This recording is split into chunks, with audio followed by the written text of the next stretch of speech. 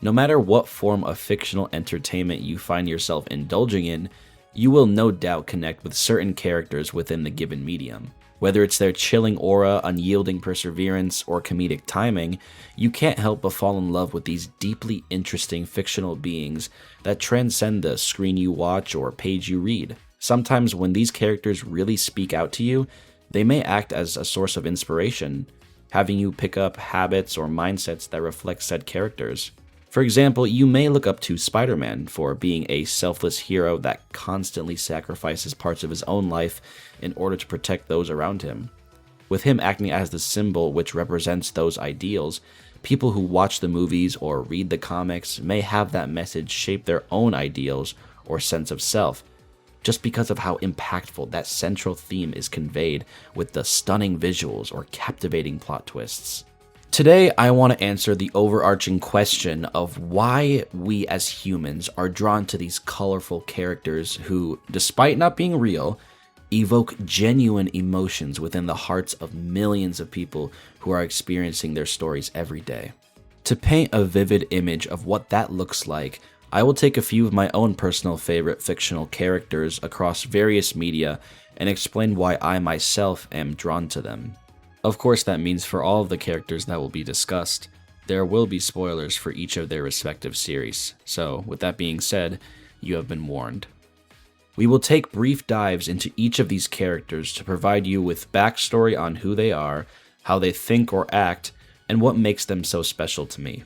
Now before that, we must explore where this whole concept of what makes us choose our favorites originates from.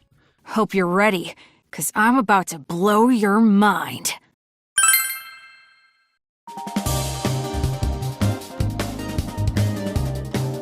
So, I am no psychology expert, only briefly studying it for a couple years back in high school, and after doing some research in addition to my prior knowledge, I might be able to provide an easy to understand summary to address our primary question. As humans, we all possess a part of our brain where we think about who we are, how we identify ourselves to those around us. This is called the ventral medial prefrontal cortex. Within this area of the brain, there's a lot going on. All of your emotions, values/morals, decisions you make, and even general cognition, which influences how we act towards any kind of stimuli. We see that this part of your brain is very important when it comes to establishing one's identity.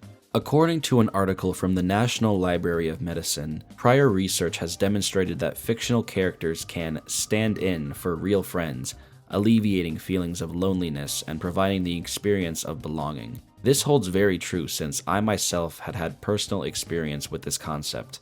As a prospering adolescent, I found myself on my own quite often. Fortunately for me, I had just gotten into Persona 5, and let me tell you, by the end of my time with that game, I felt as if I was a part of the team, and found great meaning within the fictional group of friends, fulfilling my own lack of an actual social life. The key aspect of how everything falls into play is identification. If you don't already know, in the context of this video, identification refers to the process of associating oneself with other individuals, whether real or fictional, along with their characteristics and/or viewpoints. With this, the level on which someone resonates with a character from a show they like or game they play is all based on how much they identify themselves within said character. For example, someone could really like the clothing style of Misa Amane from Death Note, but strictly just that aspect of her character, not her mindsets, morals, views, or any other related parts, since, let's just say not many sane people would like to carry some of those traits from her. Then on the other hand, you have Kamina from Gurren Lagann, who is one of the most inspirational figures in anime, and can really impact the way one goes about life. This is shown through the many times he helps Simone get back on his feet and keep pushing forward. That kind of moral code is admirable, and one that many people wish they had. A lot of the impact can have to do with the time someone views said media, since the mental state plays an important role in how shaken up someone's own psyche can be at any given time. This is why when you view said media at an influential age, it has a more lasting effect on you, rather than someone who has fully grown. Hopefully now you have a bit of a scientific understanding on how the concept works. Now is a good time to start using some specific examples of what makes certain characters so attractive to one's mind, starting with an old favorite of mine, being the dark rival to one of the greatest heroes who was actually mentioned earlier in this video too. We have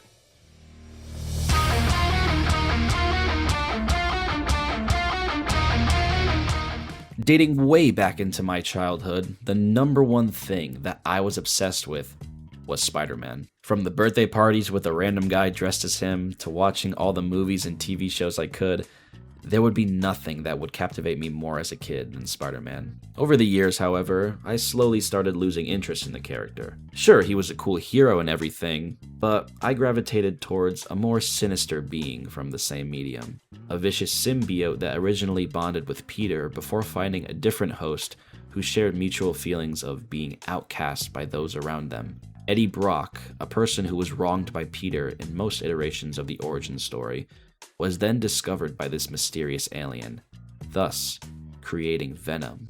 In terms of raw design alone, Venom to me was the coolest looking thing I had seen when growing up.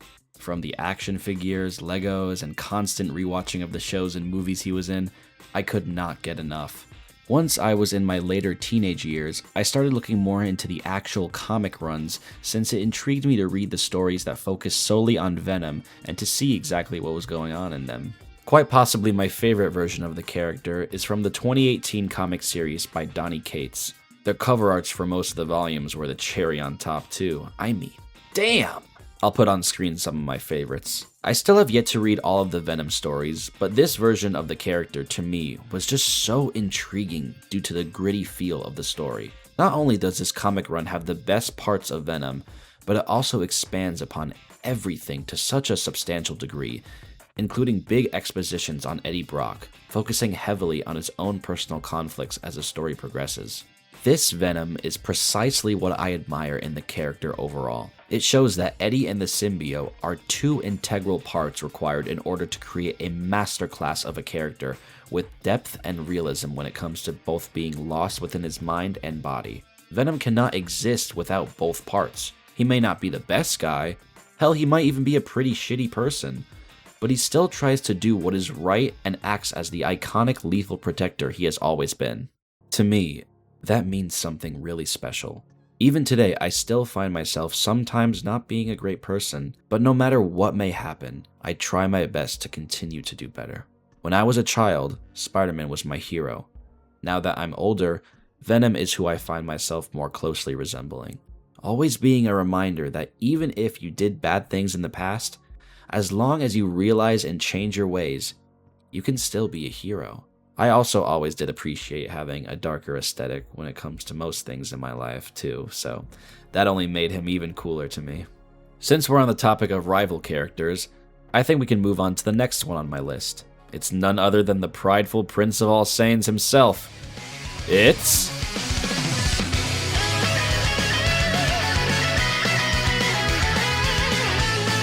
an icon in anime, a grand symbol for pride and redemption. Vegeta from Dragon Ball is by far one of my most favorite fictional characters, showing me that you can change and do the impossible if you work hard enough. I remember back when I first got into the Dragon Ball series. It was a time before I had even gotten into anime in general. On one late night, I was watching TV with my dad and he had fallen asleep, so I decided to see if there were any cartoons still on. Obviously, I checked the Cartoon Network channel first, and what did I see? Dragon Ball Super. Specifically the Universe 6 vs 7 tournament arc and the fight between Vegeta and Frost. Now, I was aware of Dragon Ball and anime in general, but never really decided to get fully into it until this very moment. The sheer cold attitude of Vegeta was something that I admired from the beginning. To be so calm and collected in the face of an opponent who plays dirty in order to win. Seeing Vegeta then go on to utterly destroy Frost in the fight, winning with a single blow, showed me just how strong of a fighter he truly was. I of course then go on to experience more of the Dragon Ball franchise, further expanding my own appreciation and understanding of Vegeta's complex character. Being the son of the late King Vegeta of the planet under the same name, Prince Vegeta was raised as an elite Saiyan warrior, with his entire race being under the rule of the Frieza Force army. From his youth, Frieza had Vegeta under his total control, forcing him to be a ruthless conqueror, destroying and enslaving dozens of planets. Frieza even kept the fact that he was the one who destroyed planet Vegeta a secret until Vegeta later found out in his time on Namek. A constant theme with Vegeta that is probably my favorite thing about him is his speeches to the many opponents he faces throughout the series. From showing where Goku Black went wrong in their rematch, to his powerful promise of surpassing his own limits yet again against Jiren, to his most famous "You are number one" speech to Goku in their final battle with Buu, Vegeta never fails to deliver such profound declarations to almost anyone he fights. Despite being originally a main antagonist, Vegeta slowly begins to get on a path of good over the course of Z. The iconic fight between him and Goku on Earth was the catalyst for everything that changed within Vegeta. After being humiliated by someone he deemed a low-class warrior, his sense of pride as this grand Saiyan fighter was completely shattered. Being forced into a corner, only surviving due to Goku stopping Krillin, we see him slowly go from being allies with the Z fighters on Namek to having a family with Bulma, and then to probably his most pivotal character moment when he sacrificed his life to try and destroy Majin Buu. His journey was never a clear path, having major bumps like when he gave back into his evil ways after letting Babidi cast his spell on him, but like anyone, he is someone who learns to let go of certain aspects of who he once was. This is a major deal because things such as his pride were, at times, all he had since his entire race was gone. To me, Vegeta represents what it means to have a dark past, but to not let that define who you are now. He accepts what has transpired in his life and works hard to achieve further strength.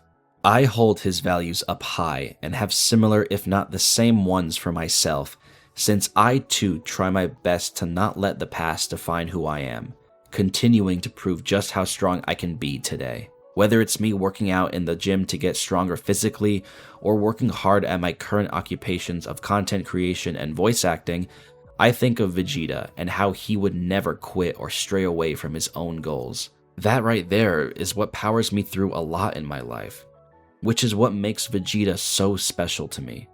With that being said, now let's take a look at a more realistic character when compared to some of the ones we have been talking about. Always ready with the cheesy quips, nice hair, and the ladies love him, we have...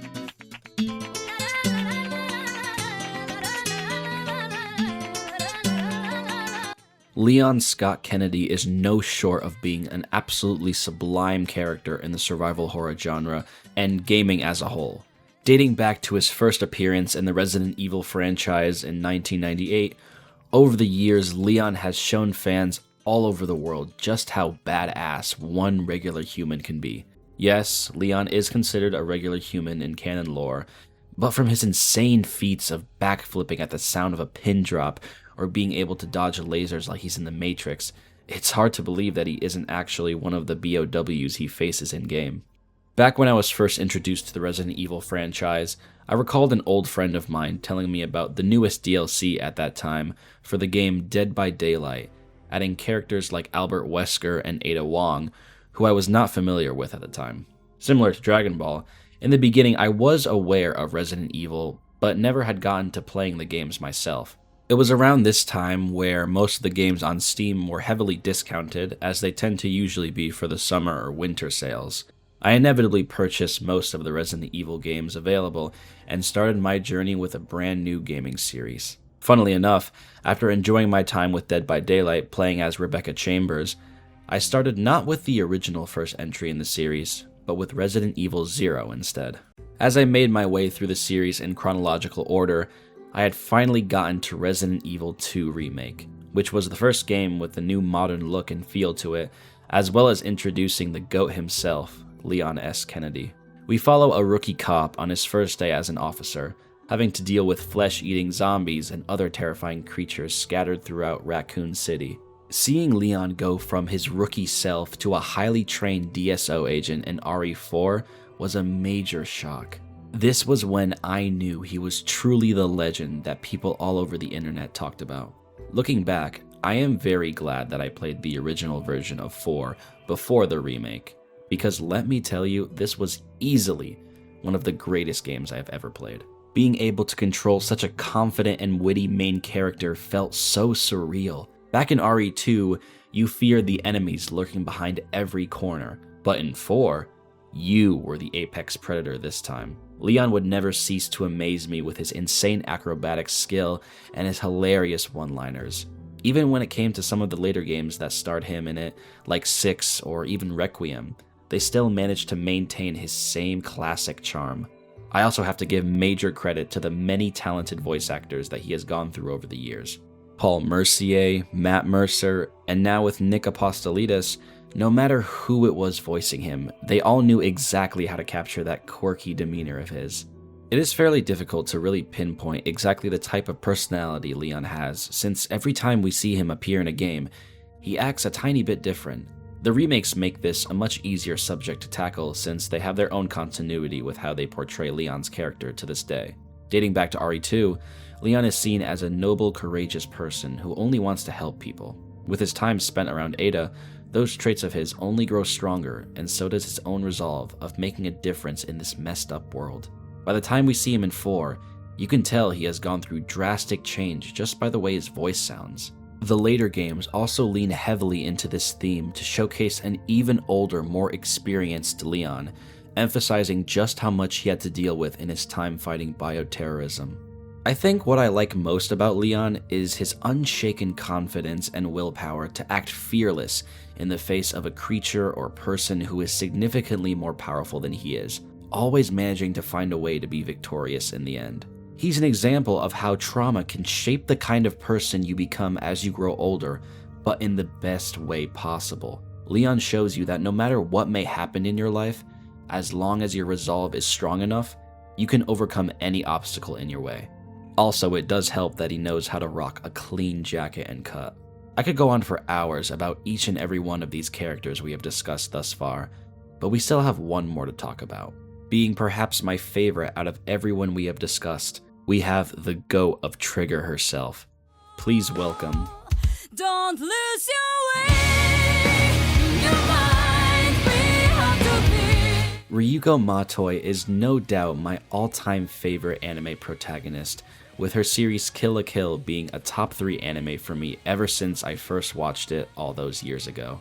As I was getting into anime for the first time, there were many shows on my watch list. Unfortunately, I don't remember exactly how I came across this show. It was probably a clip I had seen on YouTube. But I do remember that right before I started it, I said to myself that this is definitely going to end up being one of my favorites of all time. That prediction was proven almost instantly correct right after the first episode. Being Studio Trigger's first full-length TV anime series, Kill la Kill would show just how impressive the company is, creating this masterpiece completely from scratch. I do plan to create videos where I take much closer looks both at Studio Trigger and Kill la Kill, but for now we will briefly touch upon its female lead, Ryuko Matoi. Ryuko grew up as a hot-headed rebellious delinquent after being sent to a boarding school by her father. About 6 months before the main story, she receives a message from him to come back to their home, but when she arrived, it was already too late. Her father had just been fatally wounded by an unknown attacker, and as Ryuko ran after the glimpse she saw of them escaping, it would be the last time she would ever see her father.